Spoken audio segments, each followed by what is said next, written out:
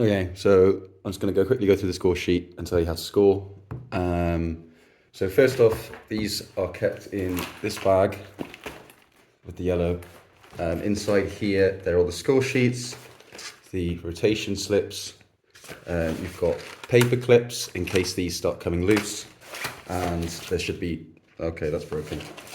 There are pens in here, but please try and remember to bring your own because we will eventually lose them all. So get all of that out. And the first thing you want to do is start filling in all of this information at the top. It's all pretty self-explanatory. You've got the competition, so that's always going to be London League. City is always going to be London. Hall is either Elm Green School or Chestnut Grove Academy. Pool phase, it's 1B for the men, 2B for the seconds team, and I guess just put Prem in for the women. Then here you've got men or women. Just put in, obviously tick the right box. It's always seniors and England. Sometimes I'll ask you to put the match number in. The referee will know this. They do tend to be a bit anal about this. They all have their each different way of doing it, but I don't think the LVA actually care. But you can put the match number in if they ask you to. The next thing you need to do is put the two teams' names in the top here. And put in a code. I don't think this code actually matters, but it's for you to keep track because it kind of goes everywhere. It's just for you to keep track. We typically do LBM for the men's teams and LBW, so like London Bears men and London Bears women. They might specify what they want here, but they might not. We're going to go through the Phoenix game against the seconds, so I've put PHO, and then put the date. Leave the time, leave these for now. The next thing you want to do is start filling in the team sheets. So again, you want to put in the team, like initialisms, LBM and PHO, and then you want to put in the names. So you want to put surname, comma, first initial. These need to be, this is wrong actually, lol. These need to be in numerical order, and that's really important. They get really arsy if you don't do that. This is your registration number. You will typically have a VEU at the beginning, or I don't know what but they've got like letters at the beginning, but you don't have to put the letters in. There's not really enough space. Just put the numbers in. And then you want to circle whoever's the captain. And then you want to put the same thing for the Libero. Again, these have to be in numerical order, and then the coach here. Once you've done that, once you've got that from both players, you need to get the captain and the coach to read through it and to sign.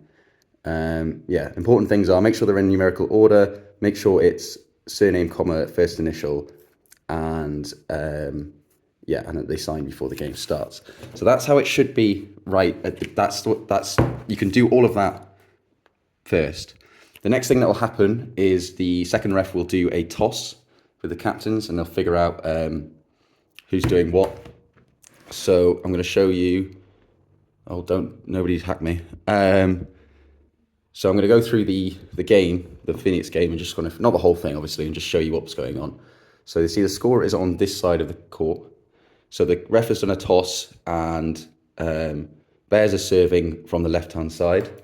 So what you do is you go, this box, this side is on the left-hand side of the scorer, right? So to keep it easy for you, London Bears are going to start as Team A, and Phoenix are going to be Team B.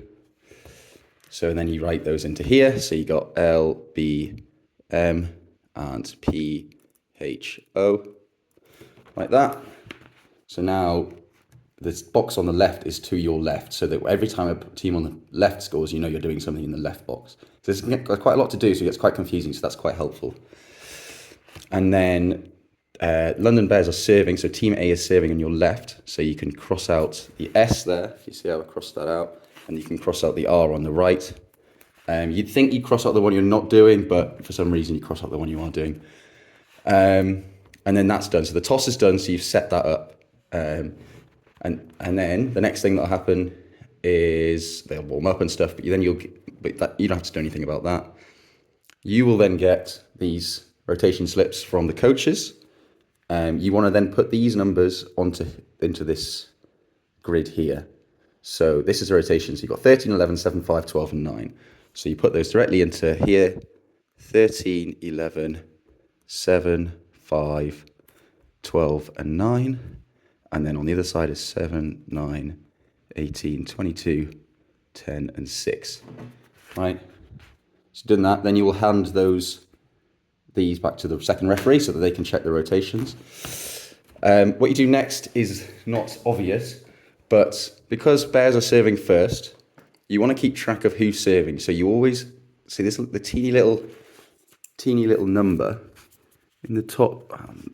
The resolution is not great, but in the top corner there's a teeny little number which denotes the time that how many times this person has served. So the first time 13 serves, it's here, and the 8th time they serve, not that you'll ever get there, is there. So so you put in, so here 13 is serving for the first, so 13 is now serving, so you put a little cross over the 1 to denote, so now you know who the active server is. And then on the other side, because they will rotate the first time they win a point, and 7 is currently on 1, 7 is not going to have that serve, so you put a cross through that box just there, just so you know, okay? And now you're ready to go. So now you've got the rotation slips, the teams are on the court, they're ready to go. So we'll just play it. Oh, come on. Just play out a point. They check the rotations. They're playing. Okay. Hopefully this will be a quick point.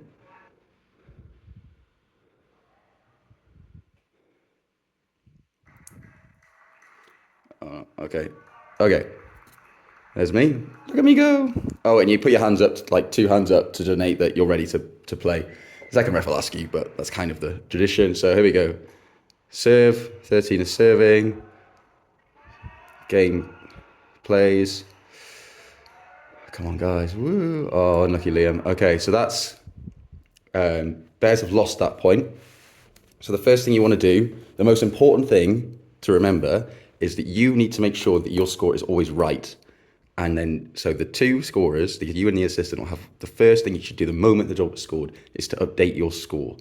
So the assistant will flip the number over and you will update it here on this point in this points column. You want to cross off when a point has been scored.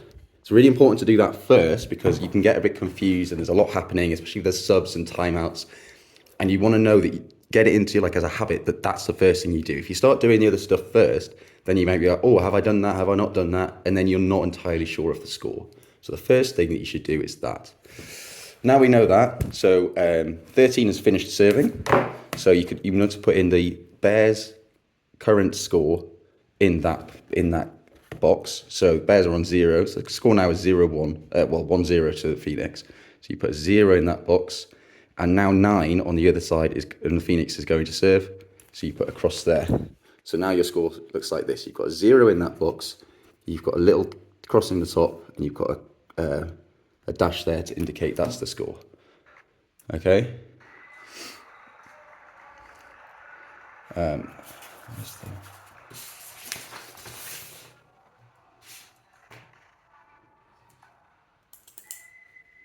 Okay, so now Phoenix is serving. Again, okay, so the first thing you do, put a cross in here. Now, when you win a point on your serve, you don't really have to do a lot. It's quite easy. You just put a cross, update your score, and nothing happens. So, yeah, another point to Phoenix.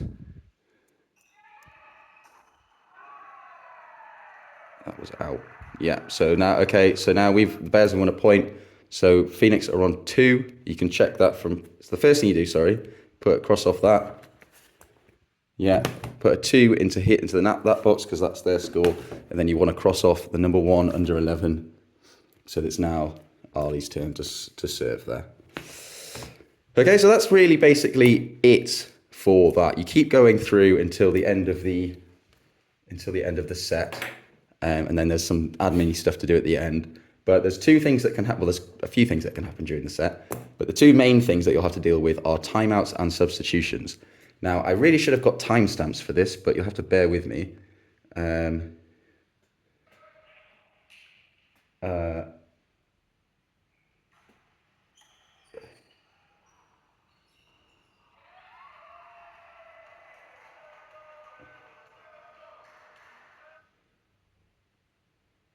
So I'm trying to find the time. It's 13:07. Okay, so it's later than that.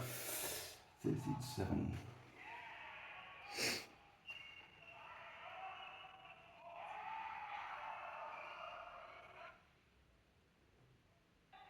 Okay. So,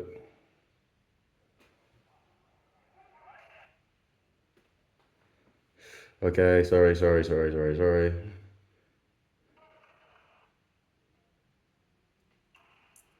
Okay. Okay, here we go. Okay, so Phoenix is serving, whatever the score is, I'm not really sure, it doesn't really matter. For this serve, okay, there's an ace. Good pass, Alex. Right, and you can see here the ref signaled that London Bears have called a timeout, okay? So what you have to do there is fill in this, underneath the points column, you've got this T thing here. And the Bears have called a timeout, so you fill in one of theirs. And the current score at the moment is 12-17. It's 17-12 to Phoenix. So in that box, you put 12-17. Now, you will always put that team's score first. So if at that point Phoenix had scored a timeout, called a timeout, you would put in this box, you would put 17-12. Why you do that, I'm not entirely sure. But that's just how it's done. So make sure to always put the team who's called its score first. And then that's what you have to do. Then you have to signal to the ref. Sometimes they'll ask you to time 30 seconds, so make sure you have like your phone on hand or a watch to time 30 seconds. But some of them do it themselves. It's kind of up to the ref. But then you will signal how many's left, how many timeouts each team has taken. So in this moment, I would do this because it means that Bears have taken 1 timeout and Phoenix have taken 0 timeouts. When a team has taken 2 timeouts, obviously you'll put 2 up, and you must let the ref know they've taken all their timeouts, and then it's the ref's job to let the team know you've used all your timeouts. Okay, and then I think there is a substitution. Oh, wait, hang on.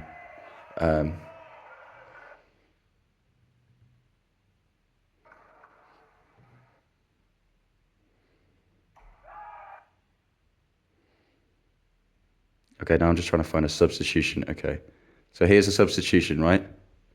So this is actually the point before the timeout. I wasn't paying attention. Okay, so the referee is calling a substitution with this signal. So you know. Okay, so the teams, they should come over to the sideline here, and they should be waiting. Oh God, they should be waiting at. Oh, fuck off. Sorry. They should be waiting at the sideline there, right? So the number who's coming off in this case is 10. And number 21 is coming on. So you'll find number 10 on the score sheet here. You'll write 21 underneath it, because that's the new guy who's coming on. Then underneath that, you will write the same thing you did with the timeout. You'll write the score, the current score. So in this case, it's actually the same score. So, it's one point before, sorry, the timeout that I told. So it's actually 16-12 at this point. So underneath that, you will write, again, is that the same as the timeout? You put their score first, so it's 16-12, like that. Then you can signal to the second ref with the thumbs up or whatever, just say, yeah, you're fine. And then once that's done, you'll see me panicking as we do it there. So Steph and I do it, and then little thumbs up, and then on they go. And that's basically it, okay? So eventually then you'll get to a point where one team wins. I think the score in this set was 21-12, right? So it was actually here. Like they had 12 at this point here. And it was like this. 15. Right? So it's kind of a little bit vague, but basically 12 on Bears as the last person to serve, and he ended his service on 12. And currently 6 is serving. This is the guy who was doing all the jump serves. He's serving, and he's just served match point, and they've won. So what the first thing you do is,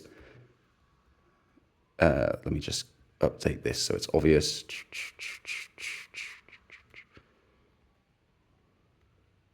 So that's what it should be at the moment with the boxes. So Phoenix have just scored their 21st point. So you cross the 20-foot one out, you circle it, and then you draw a line underneath it, and then you cross out the rest. Right? Then you'll circle 12 on the other side, draw a line under it, and cross out the rest. The idea is that it's meant to stop people from doctoring the score sheet later. And then you will circle the final score on the bottom as well. So 12, and then you will update this box to say 21 and circle that as well, like that. Okay?